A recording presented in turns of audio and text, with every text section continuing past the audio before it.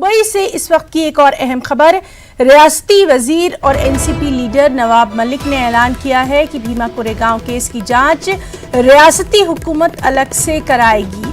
तो आपको बता रहे थे कि आज किस तरह से भीमा कोरेगांव मामले पर हमने देखा था कि तमाम जो पार्टियां हैं उनमें मंथन जारी था, और अब यह खबर आ रही है कि रियासती वजीर और एनसीपी लीडर नवाब मलिक ने ऐलान किया है कि भीमा कोरेगांव केस की जांच रियासती हुकूमत अलग से कराएगी और मामले की जांच के लिए एसआईटी तश्कील दी जाएगी। शरद पवार की अगर बात करें तो लगातार शरद पवार जो थे इस मामले पर अहम अपना उन्होंने एक रवैया अपनाया था। उन्होंने अपने तमाम वजीरों की अहम मीटिंग भी आज तलब की थी, और हम अपने नुमाइंदों से बात कर रहे थे। उनका यही कहना था कि महाविकास अघाड़ी में सब कुछ ठीक नहीं है, लेकिन अब यह खबर है कि रियासती वजीर और एनसीपी लीडर नवाब मलिक ने यह ऐलान कर दिया है कि भीमा कोरेगांव केस की जांच रियासती हुकूमत अलग से करवाएगी और इसके लिए एसआईटी भी तश्कील दी जाएगी।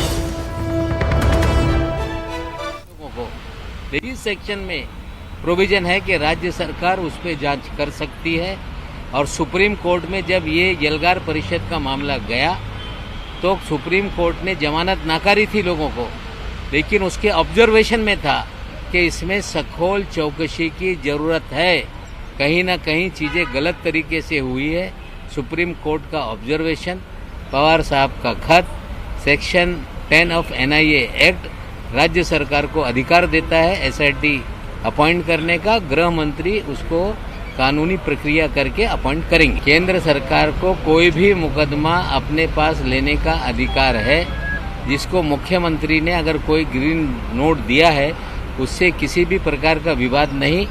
सेक्शन 10 में प्रोविजन है, राज्य सरकार स्वयं जांच बैठा सकती है, गृह मंत्री उसको लेके सारी प्रक्रिया पूरी कर रहे हैं, एसआईटी की जांच होगी। पवार साहब ने जो पत्र दिया है उस पर आगे हम बढ़ेंगे।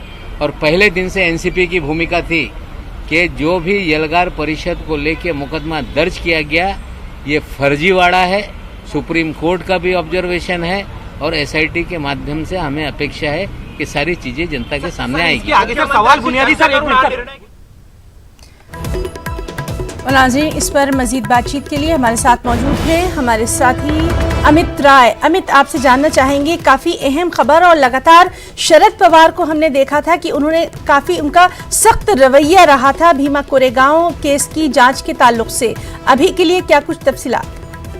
निश्चित रूप से हम सुबह से इस बात की जानकारी अपने दर्शकों को दे रहे हैं कि ये बैठक काफी महत्वपूर्ण है, क्योंकि जिस तरह से शरद पवार ने नाराजगी व्यक्त की है कि राज्य सरकार ने भी जो है एनआईए को जांच सौंप दी इस पूरे मामले, इससे शरद पवार खफा थे, क्योंकि शरद पवार ने इस पूरे मामले की जांच के लिए उद्धव ठाकरे को खत लिखा था। उसके बाद हमने देखा अनिल देशमुख जो गृह मंत्री हैं महाराष्ट्र के, उन्होंने अधिकारियों की बैठक बुलाई। जैसे ही पहली बैठक खत्म हुई उसके तुरंत बाद आदेश आ जाता है कि एनआईए इस पूरे मामले की जांच करेगा, और जिस तरह से उद्धव ठाकरे ने एनआईए को जांच करने का जिम्मा जो है सौंप दिया, उससे जो है शरद पवार बेहद नाराज नजर आए थे। उसी के मद्देनजर उन्होंने एनसीपी के सारे मंत्रीगण, सांसद, विधायक सबकी बैठक जो है अभी बुलाई थी, और ये तय किया गया कि भले ही एनआईए इस मामले की जांच कर रही हो, लेकिन राज्य सरकार भी इस मामले की खुद जांच कर सकती है, और इसका प्रावधान जो है राज्य सरकार के पास है, और एक अलग जांच की जाएगी। और गृह मंत्री जो है इस पर चर्चा कर रहे हैं, और सेक्शन 10 के आधार पर ये जांच की जाएगी, एसआईटी का गठन कर जांच होगा। और शरद पवार ने जैसा पत्र लिखा था इस पूरे मामले को लेकर,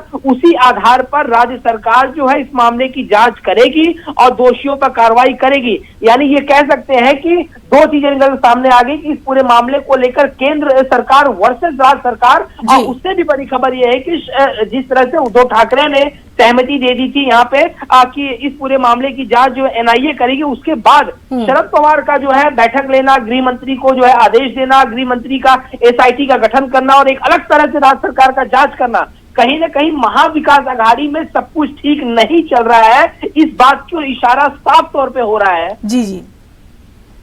जी अमित, बहुत बहुत शुक्रिया अदा करना चाहेंगे आपका तमाम तर जानकारी के लिए। तो नाज़रीन, आपको बता दें कि रियासती वजीर और एनसीपी लीडर नवाब मलिक ने ऐलान किया है कि भीमा कोरेगांव केस की जांच रियासती हुकूमत अलग से कराएगी।